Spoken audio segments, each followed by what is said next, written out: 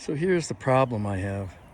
I have a number of planting areas, and in it, I get these bittersweet vines.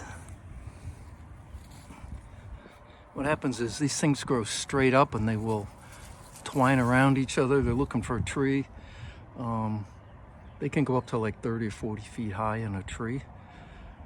I've tried all sorts of different things. I've tried giving them a haircut every year and they just come back because the roots survive. So that's why we're looking for an alternative procedure to kill these things and get rid of the root system permanently.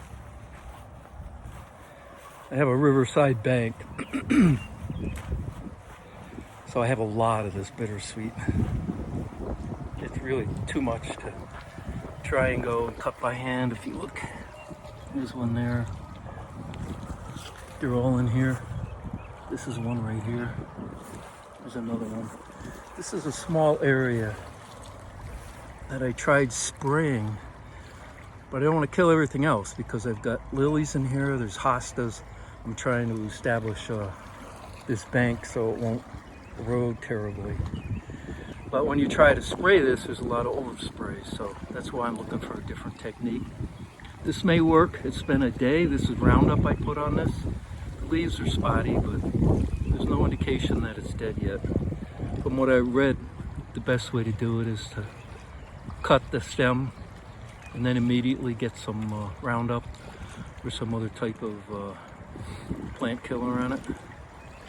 So that's what we're dealing with. I got a ton of this stuff and I need a quick way that I can go through and try and kill it. So this is the plan. This is basically some salad forks, and I cemented 2 scrubby sponges in there.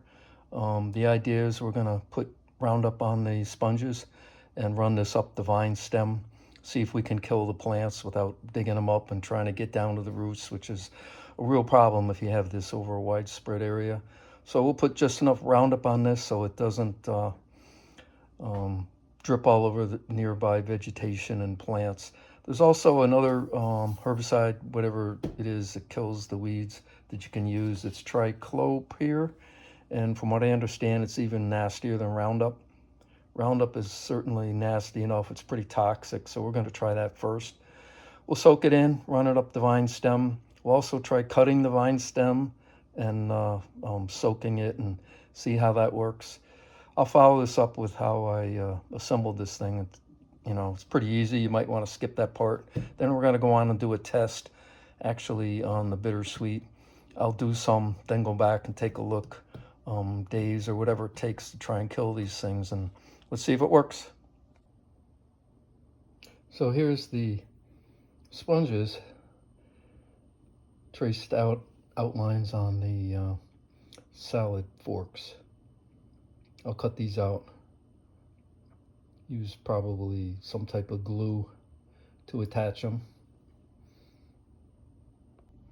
So this is the glue that I use, Clear Gorilla Glue Pen.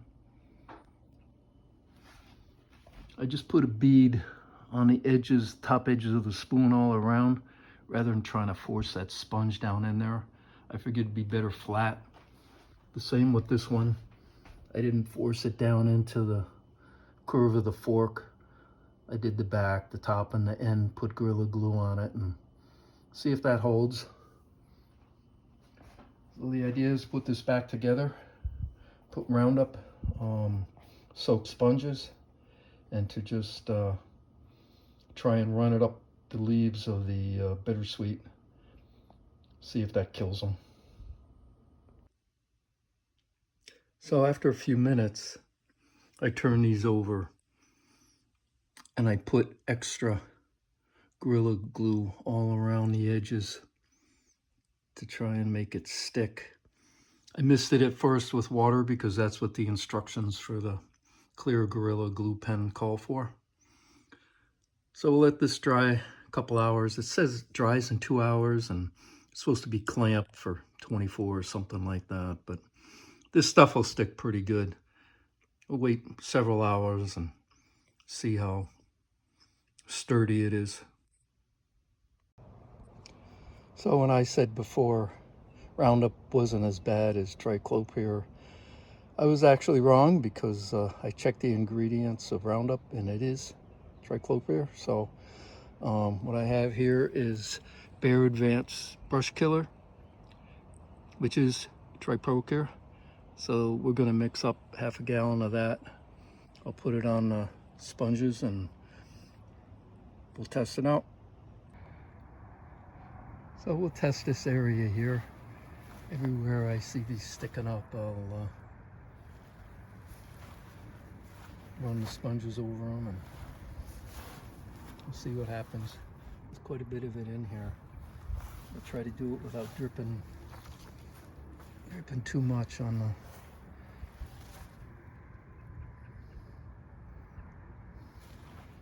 the lilies and hostas that are in here. You can see a couple of these are already starting to intertwine, and they'll go up a couple feet in the air. So I'll put the sponges soaked in the weed killer, and I'll run it up the stems, wait a day or two and see what happens. So this is 24 hours. This is 24 hours later, and this stuff does show signs of stress. It's curling up, which it normally does not do. You can see it curling up there. It's kind of curling up, falling over there. This stuff I got pretty good. I hit this stuff pretty hard. Yeah, it looks like it might be working. One of the reasons I say that is over here I had sprayed a bunch, and it didn't really kill it at all. It just put spots on the leaves. And the problem with this is when you spray it, you can hit all the other plants that are around it. So it seems to be working a lot better than just trying to spray it and not get it on the nearby lilies and hostas. So this is after about a week. I think it rained every day for the last week. This sure looks dead. You know, the whole purpose of this is to try and kill it by dealing with the top and have it kill it all the way down to the roots.